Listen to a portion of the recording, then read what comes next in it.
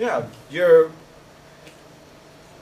people, let's not kid ourselves. If you're buying a Mercedes, part of what you're buying is definitely the prestige. That's absolutely an intangible benefit that they're marketing. And people don't know the difference between C-Class, E-Class, S-Class. All people know is that symbol, that Mercedes symbol. That's what people recognize. And when you drive down a block and you're looking up people's driveway, that's all you see is that symbol.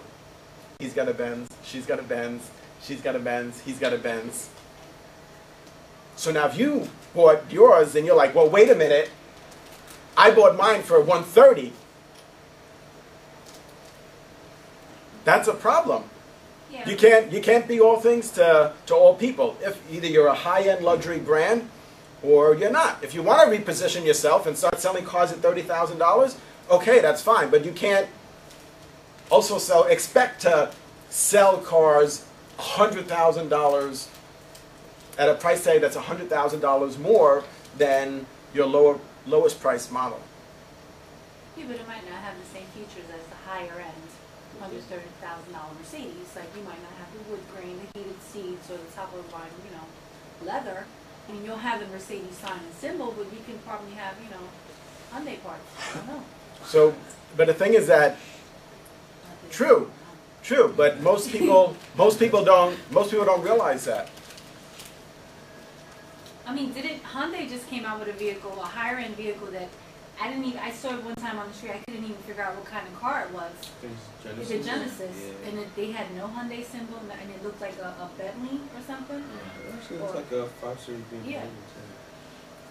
But they use a different master brand. Hyundai? No, they just didn't put their labeling on. They didn't put the H sign on it. That specific H that they have. There was nothing. No. So if it just says Genesis, that means that they have a new master brand. No, we didn't even have that. It's just a Hyundai Genesis. It's called a Hyundai. Yeah. But I think their strategy is different. They're trying to get the people that were buying $50,000 cars to buy the car at $30,000. So it's kind of the opposite of Mercedes. They're trying to alter people's perception. Yeah. Right. Why is the position themselves? Not really different, but because Hyundai is from the bottom, they're trying to come up. But Mercedes is from the top, and they're trying to come down. I don't think they're trying to come down, they're just coming down. So Hyundai, that's a good point. What they're trying to do is add value to their product and to charge more. To come out with a better product. They've been in the U.S. for a little more than 20 years or so. When they first introduced the Hyundai Excel, it was a $7,000 car that was with these little plastic parts. It was kind of like a toy car, almost. And but they've improved the quality of their cars, and they have an excellent warranty program, and they've increased the price, which is different from a penetration pricing strategy, which means that you start, you bring a product to a market at a low price to penetrate the market quickly. But once you do that, you can't raise the price after that. Once you start selling the item at a low price, nobody wants to pay more now. But that's different from what Hyundai did, because they're not trying to sell the same product and charge more. They're trying to sell a different product under the same brand name and get more money for that. That's different from a penetration pricing strategy. A skimming strategy is you start at a high price and lower the price over time, which is like, for example, what they did with the iPhone. They introduced the iPhone at $600, and then a few months later, actually a few weeks later, right, literally, they dropped the price dramatically to increase sales. And now they've come out with another iPhone. Right, 3GS. But I heard it's just different software. It's not a You could update your old iPhone with the, the software. I actually tried to do it today, but the server had crashed with Apple, so gotta wait a little while. Well, one of the versions of the 3GS has, it's not just the software. Yes, you can update the software, which has some new features for the iPhone that you could forward text messages, copy and paste.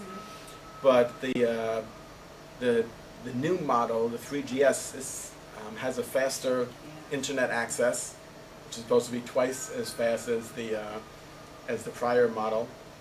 And they have video. Can't you do short videos with the new iPhone? And it's a 32 gigabyte hard drive.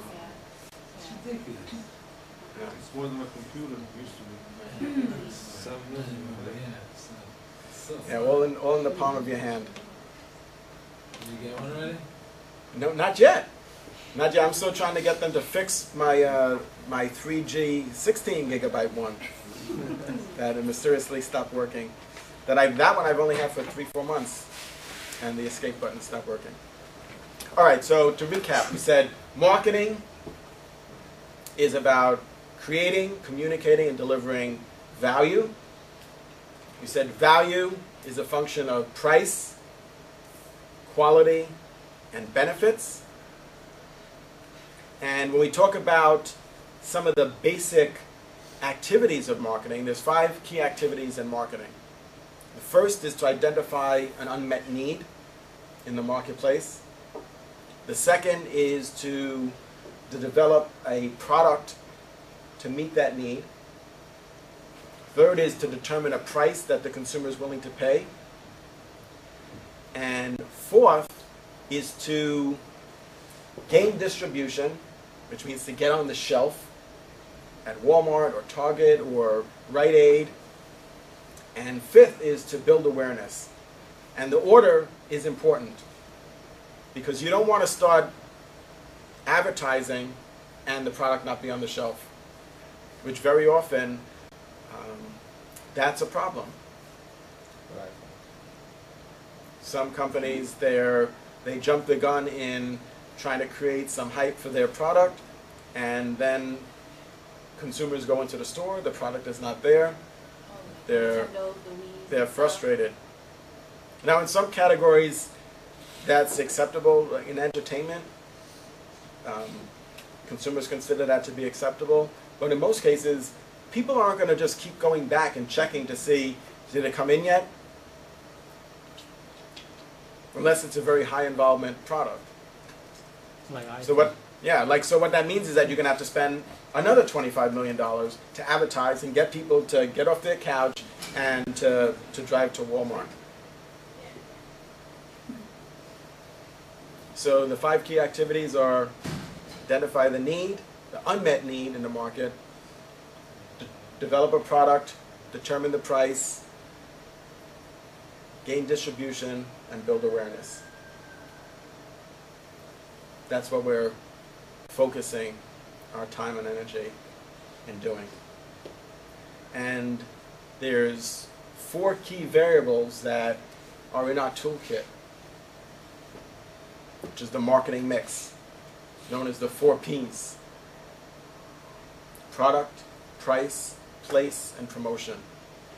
Those are the 4 powerful tools that we have at our disposal that we could use to influence the product life cycle. What are the key stages of the product life cycle? Who remembers?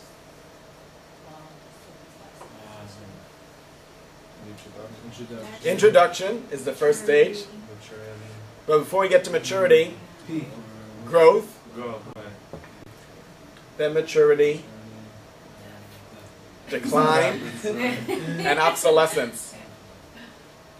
Now it's important for us to understand that model, even though the length of time that our product will spend in each stage will vary. The key takeaway is that us as business people, as managers and marketers, can influence that by changing the marketing mix. So, for example, what does that mean?